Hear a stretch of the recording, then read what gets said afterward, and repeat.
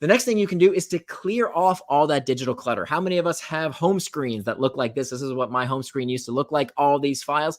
We don't have to live this way. We can clear all that away. I took all those files, I put them into one folder called everything. And of course, our search functionality on our machines is so good today, we can always find that file later. So we know that that visual clutter, whether it's in physical space or on our desktops, contributes to distraction.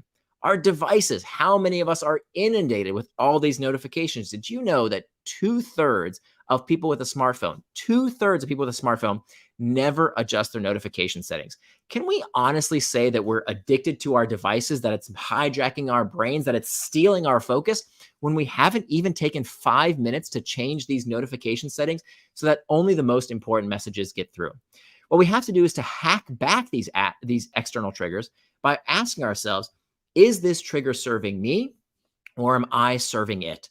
And removing those external triggers that are not serving us. For example, an external trigger that tells you, hey, it's time for that meeting or it's time to go exercise. That's great. It's not a bad thing. Technology is wonderful when it tells us to do the things that we ourselves want to do.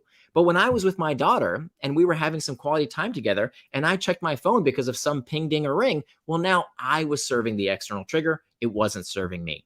The next thing we want to do is to leave those distracting devices outside of meetings. How many of us attend what we call zombie meetings, where we go to meet with other people, whether it's physically or virtually, and we can tell the bodies are there, but the brains are something else because everyone's on their device. So if we are going to meet physically in person, we have to be there both in body and mind, not just in the corporate workplace, but also at home.